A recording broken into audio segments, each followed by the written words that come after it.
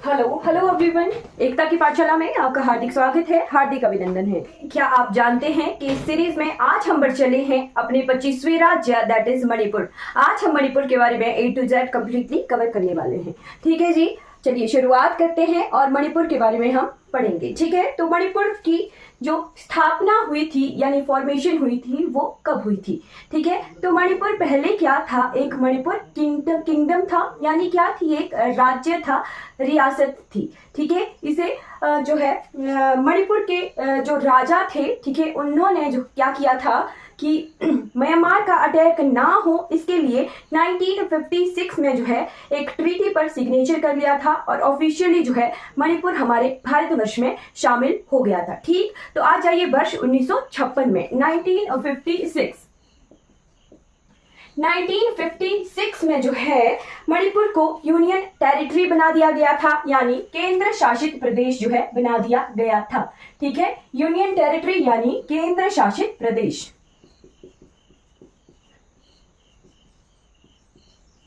ठीक है, उसके बाद 21 जनवरी 1972, ठीक है, 21 जनवरी 1972 को जो है मणिपुर को पूर्ण राज्य का दर्जा दिया गया था। ठीक, 21 जनवरी का वो दिन है जब नेफा को तोड़कर जो है कुछ यूटीज बनाए गए थे और कुछ जो है राज्य बनाए गए थे। ठीक है, तो नेफा से 21 जनवरी 1972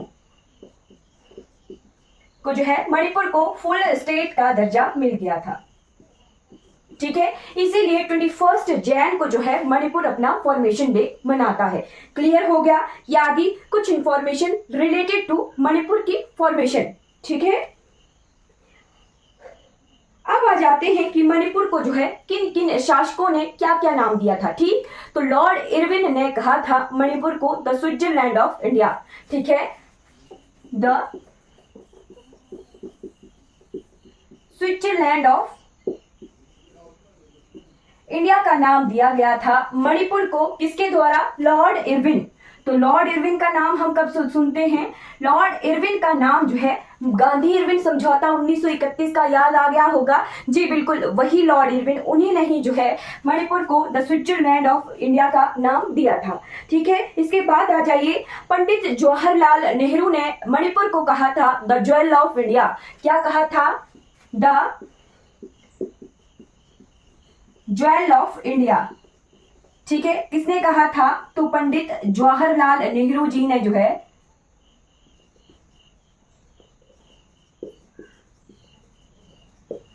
मणिपुर को द ज्वेल ऑफ इंडिया के नाम से पुकारा था। ठीक है, ये कुछ नाम आगे मणिपुर के जो दिए गए थे लॉर्ड इरविन और पंडित जवाहरलाल नेहरू जी के द्वारा। ठीक है जी, क्लियर हो गया। अब बढ़ चलते हैं यहाँ के गवर्नर, सीएम और हाई कोर्ट के बारे में पढ़ लेते हैं।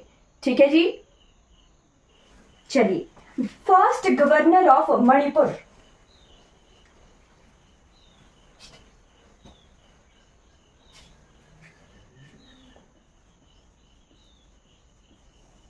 तो पहले जो राज्यपाल रहे थे मणिपुर के वो थे श्री B.K.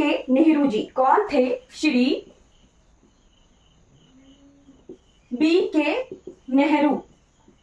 ठीक है, और ये जो है 1972 में जब मणिपुर को पूर्ण राज्य का दर्जा मिला था तब ये बने थे। ठीक है, और फिर उसके बाद प्रेजेंट टाइम में यहाँ के कौन है, तो प्रेजेंट टाइम में अनुसुईया उइके जी। ठीक है, ये लेफ्टिनेंट गवर्नर थे पहले। ठीक है, सॉरी 1972 में पूर्ण राज्य का दर्जा मिल गया था, तो ये गवर्नर थे यहाँ के। ठीक है, फिर आ गया यहाँ के प्रेजेंट टाइम के हमारे गवर्नर, तो कौन है यहाँ के, अनुसुईया उइके जी। कौन है, अनुसुईया उइके जी जो है यहाँ के प्रेजेंट टाइम के गवर्नर हैं। ठीक है, फिर यहाँ के पहले मुख्यमंत्री, फर्स्ट सीएम कौन रहे थे, तो पहले सीएम रहे थे श्री मैरंबम कोरियांग सिंह। ठीक है, कौन थे, श्री मैरंबम कोरियांग सिंह जी जो थे यहाँ के पहले मुख्यमंत्री थे। ठीक है, और प्रेजेंट टाइम में कौन है यहाँ के मुख्यमंत्री? तो प्रेजेंट टाइम में है एन वीरेन सिंह। ठीक है, एन वीरेन सिंह जी जो है यहाँ के प्रेजेंट टाइम के मुख्यमंत्री हैं, ये बीजेपी से हैं। ठीक है, ये कुछ आगे स्टैटिक और जो करंट टॉपिक है हमारा गवर्नर और सीएम का, वो इंफॉर्मेशन आ गई मणिपुर की। ठीक, अब बढ़ चलते हैं यहाँ के हाई कोर्ट के बारे में। तो मणिपुर में जो है अपना हाई कोर्ट है। ठीक है, कब ये बना है? तो ये जो है अभी रिसेंट बना हुआ है 2013 में। ठीक है, हाई कोर्ट ऑफ मणिपुर ये कहां पर है? तो ये है जी इम्फाल में। मणिपुर की कैपिटल क्या है? मणिपुर की कैपिटल है इम्फाल। ठीक है, तो 2013 में ये बना हुआ है। कितने हाई कोर्ट है भारतवर्ष में? तो टोटल 25 हाई कोर्ट है भारतवर्ष में। ठीक है, अब आ जाइए कि यहाँ के पहले चीफ जस्टिस कौन है? तो यहाँ के पहले चीफ जस्टिस हैं अभय मनोहर सैफियर। ठीक है, फर्स्ट चीफ जस्टिस। ठीक, तो यहाँ के पहले चीफ जस्टिस हैं जस्टिस अभय मनोहर सैफियर।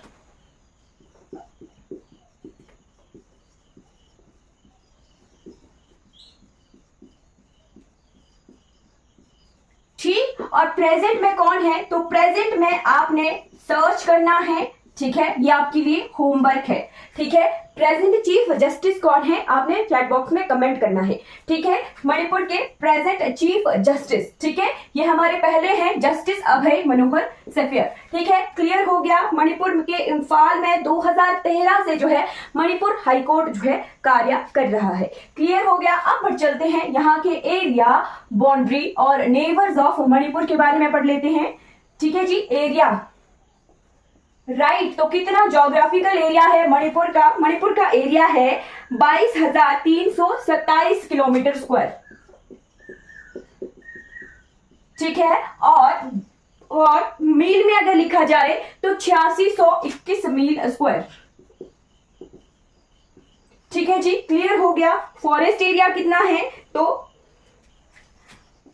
फॉरेस्ट एरिया है 22,000 में से 17,418 किलोमीटर स्क्वायर। ठीक, ये जो है लगभग 78% जो है मणिपुर का ज्योग्राफिकल एरिया को घेरता है। ठीक है, इसके बाद देखते हैं यहाँ की बाउंड्री। ठीक, तो मणिपुर की बाउंड्री तो मणिपुर के मैप से ही हम देख पाएंगे। ठीक है, मणिपुर का मैप किस तरह से है? इस तरह से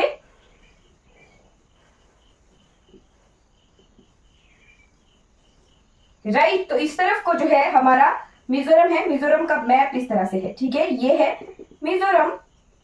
ठीक, इधर को जो है मिजोरम और मणिपुर के साथ असम बाउंड्री लगाता है। ठीक है, एक राज्य, दूसरा आ गया मिजोरम जो कि पड़ोसी है, और तीसरा आ गया इस तरफ को है जी नागालैंड। राइट, नागालैंड। तो 3 भारतीय राज्य आ गए, 3 स्टेट्स,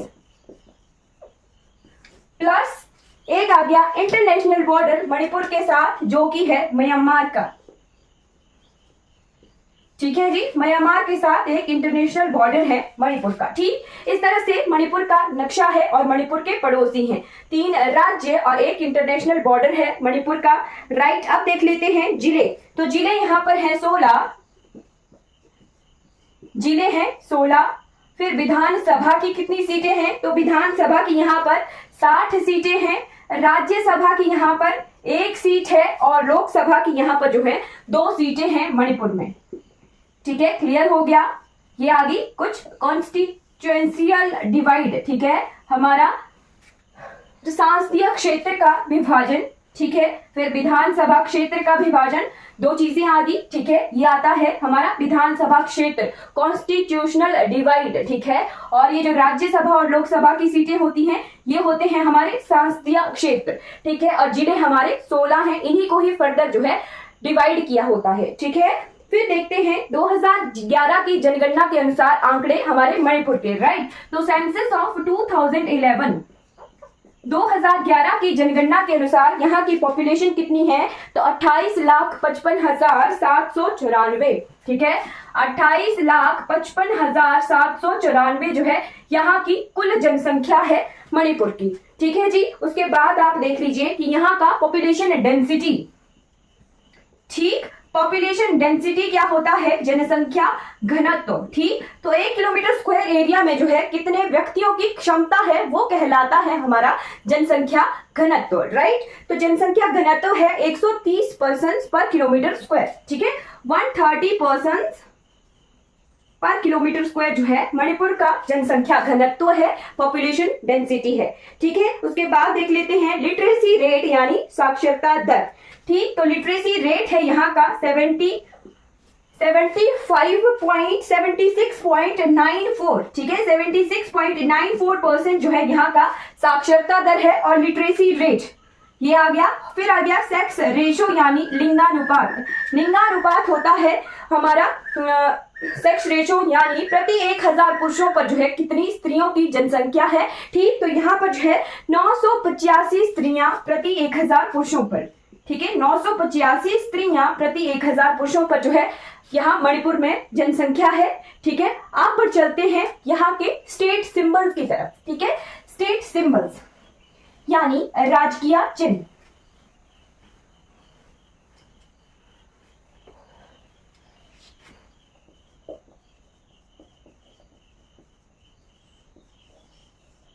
स्टेट सिंबल्स में एनिमल कौन सा है, तो एनिमल है यहाँ पर, मैंने जब झीलें पढ़ाई थी तब मैंने बताया था यहाँ का राजकीय पशु के बारे में हमने थोड़ी चर्चा की थी जिसका नाम है संघाई। ठीक है, संघाई ये थोड़ा गाय के जैसे या हिरण के जैसे दिखने वाला होता है और इसके सींग जो है 12 सींगे की तरह होते हैं। ठीक है, ये कहाँ पाया जाता है, तो मणिपुर की लोकतक झील। ठीक है, लोकतक झील बहुत फेमस है। ठीक है, ये विश्व की एकमात्र जो तैरते हुए नेशनल पार्क की झील है। ठीक है, फिर यहाँ पर होती है एक घास जिसका नाम है फुमडी घास। ठीक है, फुमडी घास के बारे में भी आप नोट कर लीजिए। ठीक है, पेपर में आने की पॉसिबिलिटी हो सकती है। संघाई जो है ये पशु ये केवल लामजाओ नेशनल पार्क जो कि लोकतक झील के अंदर है वहां पर उगती है फुमडी घास, उसे ये खाता है। ठीक है जी, नोट कर लिया होगा आपने, आई होप। आप पर चलते हैं यहाँ के पक्षी के बारे में यानी राजकीय पक्षी। ठीक है, स्टेट वर्ड कौन सा है यहाँ पर, तो स्टेट वर्ड है नोंगिन। ठीक है, नोंगिन। ठीक, फिर फ्लावर कौन सा है, तो एक है Sirohi lily. Sirohi national park भी है यहाँ पर। यहाँ पर जो है सिरोही नेशनल पार्क है और वहां पर जो है बहुत सुंदर लिली के फ्लावर होते हैं, खुद व खुद उगते हैं। ठीक है, तो वही सिरोही में के जो लिली फ्लावर है ये यहाँ के स्टेट फ्लावर है।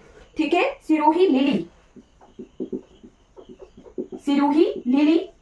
ठीक है, और वृक्ष कौन सा है यहाँ का, तो स्टेट ट्री है यहाँ का उनिंगथोउ। ठीक है, उनिंगथोउ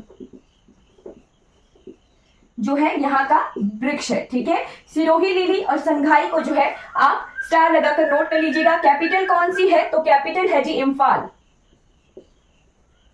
है ना। कैपिटल कौन सी है, तो इम्फाल यहाँ की कैपिटल है। ठीक है, क्लियर हो गया। अब बढ़ चलते हैं यहाँ के आर्ट एंड कल्चर की तरफ। ठीक है जी, art and culture of Manipur. Right, तो सबसे पहले हम यहाँ की ट्राइब्स देखेंगे। ठीक है, मैं ट्राइब्स की आपको लिस्ट प्रोवाइड करूंगी, आपने नोट करना है। ठीक है जी, ट्राइब्स ऑफ मणिपुर। ठीक, तो नोट करते चलिए। यहाँ पर जो है 27 से ज्यादा ट्राइब हैं। ठीक है, 27 से ज्यादा हैं, आप नोट करते चलिएगा, मैं बोलूंगी जोर से। एमोल ट्राइब, एमोल, चिरू, चोते, एमोल, चिरू, छोते, गांगते, इनपुई, हमार, खरम। ठीक है, अनिमोल, चिरू, चोते, गांगते, इनपुई, हमार, खरम। फिर नेक्स्ट लिखिए खोइबू, कोयराऊ, काम, लमकांग, लियांगामाई, माओ और मरम। फिर है सिमते, सुहते, तंगखुल, तराऊ, थड़ाऊ, थांगल, वैपेई, जेहमे और जौ। ठीक है, ये कुछ ट्राइब्स आ गई हमारे मणिपुर की। ठीक है, अब यहाँ के डांस फॉर्म्स देख लेते हैं। ठीक है, dance forms of Manipur. Folk dances. Right, तो फोक डांसेस में आप लिखिए रासलीला। रासलीला क्या है, एक तरह का स्टेज पर परफॉर्म किया जाने वाला ये नृत्य है। पोंग चोलोम। ठीक, उसके बाद है मैबी। ठीक उसके बाद आप नोट कर लीजिए खाम्बा तोयबी,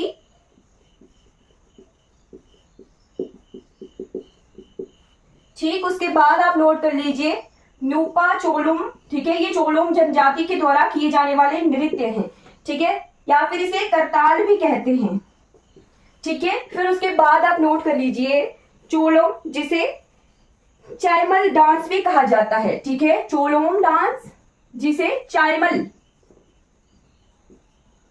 डांस के नाम से भी जाना जाता है, ठीक है। उसके बाद आप नोट कर लीजिए नटरास, नटरास इंपॉर्टेंट है, ठीक है, इसका स्टार लगाकर नोट कीजिएगा नटरास। नटरास के बाद है जागोई, ठीक है, जागोई, ठीक, क्लियर हो गया। अब मणिपुर का एक मार्शल आर्ट है जो पेपर में आया था, martial art form, martial art है एक जिसका नाम है थांग था, ठीक है, थांग था, ठीक है, इसको स्टार लगाकर नोट कीजिएगा, ये पेपर में आया था, ठीक है जी, क्लियर हो गया। अब पर चलते हैं यहाँ पर मनाए जाने वाले त्योहार, ठीक है, रीजनल फेस्टिवल्स ऑफ मणिपुर।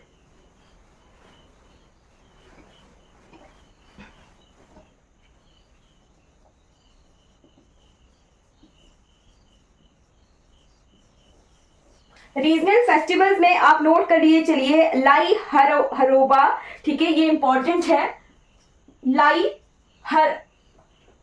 हरोबा, लाई हरोबा, ये इंपॉर्टेंट है, इसे स्टार लगाकर लिखिएगा। लाई हरोबा के बाद निंगोल चकोबा, ठीक है,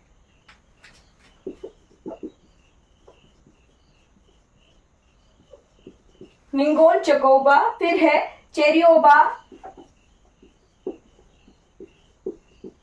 ठीक है, फिर है चुम्फा, ठीक, उसके बाद है गैंग, ठीक है, उसके बाद है नगाई, राइट, उसके बाद है हेक्रू, हेक्रू के बाद है हिंगतोबा, ठीक है, बा करके बहुत सारे त्योहार है, हिंगतोबा, ठीक है, फिर है कूट या चंबकूट के नाम से भी जाना जाता है, चंबकूट को जो है आप स्टार लगाकर नोट कर लीजिएगा, ठीक है। ये कुछ रीजनल फेस्टिवल आ गए हमारे मणिपुर के, ठीक है। अब पर चलते हैं यहाँ के जीआई टैग्स, ठीक है, यूनेस्को वर्ल्ड हेरिटेज नहीं है मणिपुर में,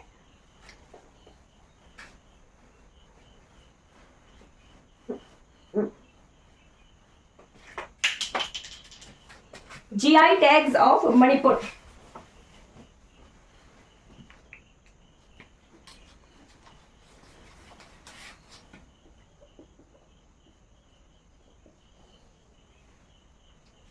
तो मणिपुर में 4-5 चीजों को जीआई टैग मिला हुआ है, सफेई लंगपी, SAPHA, सफेई लंगफी, ठीक है, ये जो है एक तरह की कढ़ाई है, ठीक है, लंगपी करके बहुत सारे जो जीआई टैग हैं, एक तरह की जो है टेक्सटाइल से रिलेटेड है, कढ़ाई टाइप है ये, ठीक है, कढ़ाई टाइप है।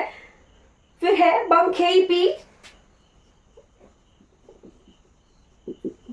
फी, ठीक है, ये जो फी के वर्ड होंगे ये सारे जो है टेक्सटाइल से रिलेटेड होंगे, कपड़ों पर जो नक्काशी की जाती है यहाँ के लोगों के द्वारा। मोरियांग फी, ये तीनों टेक्सटाइल से रिलेटेड है। फिर है जी एक कच्चाई लेमन, और फिर एक काला चावल है जिसका नाम है चकहाओ, ये क्या है, एक ब्लैक राइस है जिसे मणिपुर में जीआई टैग मिला हुआ है, ठीक है जी, क्लियर हो गया। अब चलते हैं यहाँ के जीआई टैग के बारे में पढ़ लेते हैं, ठीक है जी, जीआई टैग ऑफ मणिपुर।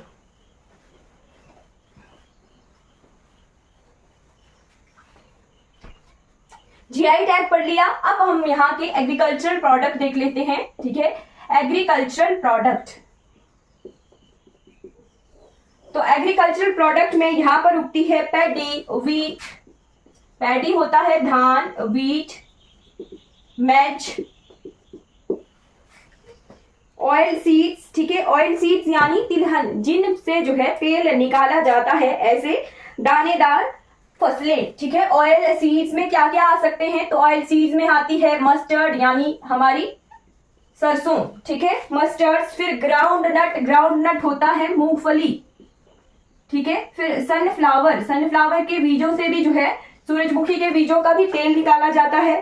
फिर सोयाबीन, सोयाबीन भी एक तरह का जो है ऑयल सीड है, ठीक है, जिससे तेल निकाला जाता हो, ठीक है। फिर आता है जिंजर और टर्मरिक, ये यहाँ की मुख्य फसलें हैं, ठीक है। फिर फ्रूट्स में भी पाइनएप्पल, लेमन, बनाना, ऑरेंज, पपाया, प्लम, ठीक है, ये कुछ फ्रूट्स हैं जो मणिपुर में उगाए जाते हैं।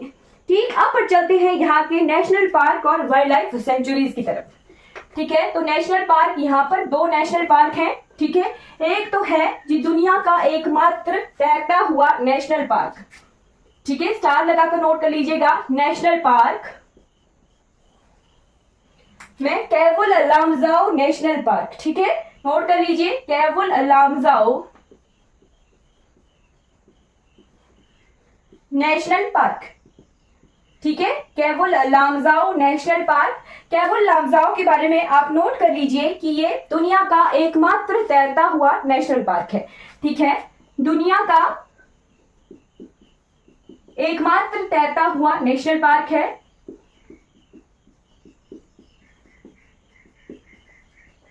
और ये कहां पर है, ठीक है, तो ये है हमारे मणिपुर की लोकटक झील में, ठीक है, लोकटक झील, लोकटक लेक ऑफ मणिपुर में ये तैरता है, ठीक है। लोकटक झील के अंदर ये नेशनल पार्क तैरता है, ठीक है। और यहाँ पर उगती है फूमडी घास, ठीक है, फूमडी घास, जो कि यहाँ के राजकीय पशु संघारी की प्रिय घास है, ठीक है। क्लियर हो गया, ये क्या है, स्टेट एनिमल है मणिपुर का, ठीक है, क्लियर हो गया। ये कुछ इंफॉर्मेशन भी आ गई केवुल लामजाओ नेशनल पार्क से रिलेटेड। दूसरा आ गया सिरोही नेशनल पार्क, ठीक है, सिरोही नेशनल पार्क। तो सिरोही नेशनल पार्क जो है सिरोही पहाड़ी पर है, ठीक है, सिरोही पहाड़ी पर पाए जाते हैं सिरोही लिली, सिरोही लिली पाए जाते हैं, जो कि हमारे मणिपुर के स्टेट फ्लावर हैं, ठीक है, राजकीय फूल हैं मणिपुर के, ठीक है। अब नोट कर लीजिए आप यहाँ की वाइल्ड लाइफ सेंचुरीज,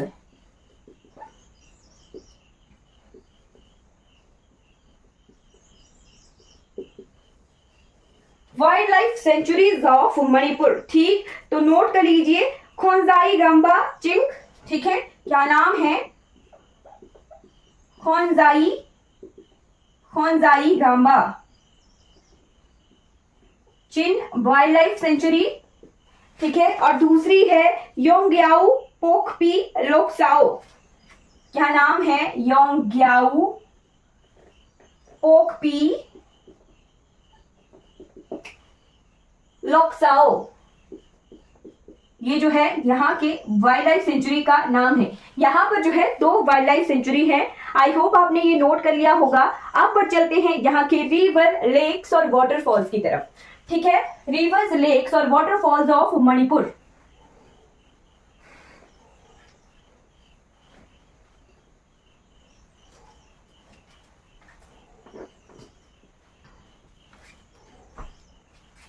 लेक्स, तो यहाँ की इंपॉर्टेंट झील के बारे में तो मैंने अभी बता दिया, लोकटक झील, ठीक है, जिसके बीच में दुनिया का एकमात्र तैरता हुआ नेशनल पार्क है।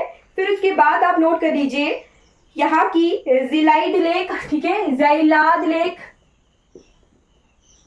जैलाद झील, जैलाद झील के बाद Louis lake, Louis lake, Louis lake के बाद लिखिए कुचाउफुंग लेक, कुचाउफुंग लेक, ठीक है। कुचाउफुंग लेक के बाद आप नोट कर लीजिए लोकटक झील और फिर है फुमलेन लेक, फुमलेन लेक, ठीक है। तो ये कुछ इंपॉर्टेंट झीलें आ गई हमारे मणिपुर की। उसके बाद यहाँ की रिवर्स देख लेते हैं, यानी इंपॉर्टेंट नदियां, ठीक है। तो नदियों में आप नोट कर लीजिए बराक नदी, ठीक, बराक नदी किसकी सहायक नदी है, तो ब्रह्मपुत्र की सहायक नदी है बराक नदी। बट आपको कंफ्यूजन हो सकता है कि मैम ब्रह्मपुत्र जो है दूसरी तरफ है असम में, ठीक है, और बांग्लादेश में ड्रेन कर जाती है, तो क्या पता जो है बराक नदी उसी डायरेक्शन में फ्लो करते हुए नॉर्थ की तरफ फ्लो करती हो। नहीं, ऐसा नहीं है। इस तरह से हमारा असम है, ठीक है, ये आ गया मेघालय। ठीक है, आपको क्लियर कर देती हूं। ठीक,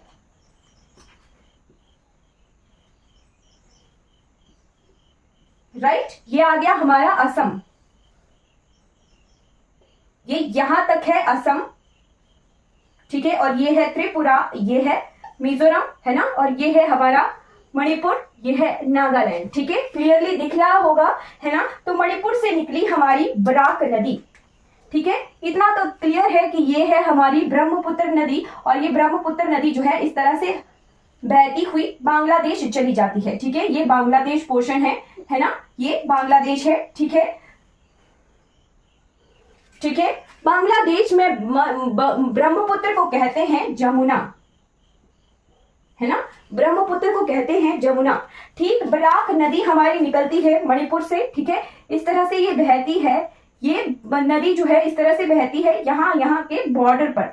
ठीक है, और फिर ये चली जाती है बांग्लादेश। ठीक है, यहाँ पर तो इसका नाम है बराक, है ना, पर ये बांग्लादेश चली जाती है तो ये कहलाती है सूरमा। ठीक है, सूरमा कहलाती है बांग्लादेश में, और सूरमा नदी जो है बांग्लादेश में जमुना से मिलती है। ठीक है, कुछ पहले यहाँ पर पद्मा मिलती है। पद्मा कौन सी है? तो पद्मा है जी हमारी गंगा नदी को कहते हैं पद्मा रिवर। ठीक है, गंगा नदी का नाम बांग्लादेश में पद्मा हो जाता है, ब्रह्मपुत्र का नाम जमुना हो जाता है। ठीक है, ये ब्रह्मपुत्र है, ये जमुना कहलाई बांग्लादेश में, और बराक है, बराक कहलाई बांग्लादेश में सुरमा। ठीक है, बराक नदी बांग्लादेश में सुरमा नाम होने के बाद ये ब्रह्मपुत्र में मिलती है। क्लियर हो गया? किसी को कोई डाउट है इससे तो पूछ लीजिएगा। ठीक है जी, अब हम बढ़ चलते हैं। क्या पढ़ रहे हैं हम पढ़ रहे हैं यहाँ की नदियां। तो बराक नदी के बारे में बता दिया कि मणिपुर से बहते हुए ये बांग्लादेश में ब्रह्मपुत्र में मिलती है। ठीक है जी, चलिए, बराक के बाद और कौन सी नदी है? तो यहाँ पर है मणिपुर नदी, और दूसरी है इम्फाल रिवर। ठीक, अब हम यहाँ के डैम्स देख लेते हैं। तो इंपॉर्टेंट डैम्स, ठीक है, ये कुछ रेजरवॉयर भी हैं, है ना। तो रेजरवॉयर में आप लिखिए खुग्गा बांध, खुग्गा बांध भी कह सकते हैं, खुग्गा बांध, खुग्गा बांध ये कोरा चंदपुर जगह पर है, और दूसरा है हालिया बांध। ठीक है, हालिया बांध। ठीक है, खुग्गा बांध और हालिया बांध ये क्या है? मणिपुर के बांध हैं। ठीक है, उसके बाद आप क्या नोट कर लीजिए, यहाँ की रिवर्स हमने नोट कर ली, लेक्स नोट कर लिए। अब हम देखते हैं यहाँ के इंपॉर्टेंट वाटरफॉल्स। ठीक है जी, वाटरफॉल्स यानी यहाँ के जल प्रपात या फिर झरने जिसे कह सकते हैं। तो नोट कर लीजिए साधु चिरू, साधु चिरू, साधु चिरू के बाद नगालोई, नगालोई के बाद आप नोट कर लीजिए खायांग, खायांग फॉल, फिर है बराक फॉल्स, है ना। बराक फॉल्स के बाद आप नोट कर लीजिए खोपुम फॉल, खोपुम फॉल के बाद आप नोट कर लीजिए थांगसी फॉल, थांगसी फॉल के बाद लईमरम फॉल। ठीक है, ये इंपॉर्टेंट वाटरफॉल्स हैं हमारे मणिपुर के। ठीक, अब यहाँ के पावर प्लांट देख लेते हैं। तो यहाँ पर जो है एक ही पावर प्लांट है, और जो है सन 1930 से जो है ये कंप्लीट ही नहीं हुआ है, यानी मतलब कि इसका कार्य जो है चला ही है प्लांट। तो पावर प्लांट में आप नोट कर लीजिए, पावर प्लांट में नोट कर लीजिए power sector development in Manipur. ठीक है, power sector development in Manipur. ठीक है, ये जो है बिल्कुल छोटे छोटे प्रोजेक्ट हैं, दो कितने कितने वॉट के? तो 100 किलो वॉट, और एक है हमारा 56 किलो वॉट का। ठीक, और दूसरा है जिसका नाम है लोकतक पावर स्टेशन। क्लियर हो गया? ये जो है छोटे छोटे पावर स्टेशंस हैं हमारे मणिपुर के। ठीक, अब जो है एक टॉपिक पढ़ लेते हैं, दैट इज मणिपुर के एयरपोर्ट और स्टेडियम। एयरपोर्ट, तो एयरपोर्ट एक है यहाँ पर मणिपुर में, that is Imphal international airport. Imphal Imphal international airport, ठीक है, जिसे एक और नाम से भी जाना जाता है तुलिहल, तुलिहल एयरपोर्ट, ठीक है, तुलिहल एयरपोर्ट के नाम से भी जाना जाता है। ठीक, उसके बाद देख लीजिए मणिपुर के इम्फाल में ही है यहां पर एक स्टेडियम जिसका नाम है Khuman Lampak main stadium, Khuman Lampak main stadium, ठीक है, ये आ गया स्टेडियम इन मणिपुर, राइट। तो एक तरह का जो है फुटबॉल मैदान है ये। ठीक, अब जो है लास्ट टॉपिक आ गया मणिपुर का, that is important monuments and tourism attraction in Manipur.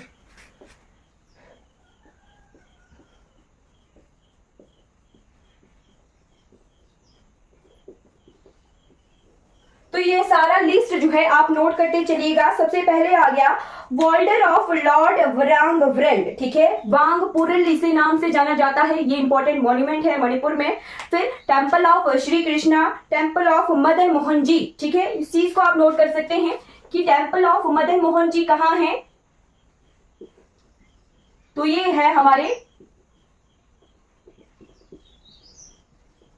Manipur में है। ठीक, उसके बाद समाधि ऑफ महाराजा गंभीर सिंह, ठीक है, फिर है belong megalith memorial stone. Megalith क्या होते हैं, तो मेगालिथ होते हैं बड़े बड़े पत्थर जो कि हमारे स्टोन एज यानी पाषाण काल के हैं, ठीक है, तो विलोंग के मेगालिथ ऑफ मेमोरियल स्टोन। फिर है हिस्टोरिकल साइट ऑफ वांगखेई मराइवा, ये कहां पर है, मणिपुर में है। फिर टूरिज्म अट्रैक्शन में देखिए mother art gallery, mother art gallery म से मदर आर्ट गैलरी म से मणिपुर में है। ठीक, फिर है केबुल लामजाओ नेशनल पार्क, फिर है दाल मदोल म से मदोल म से मणिपुर, ठीक है।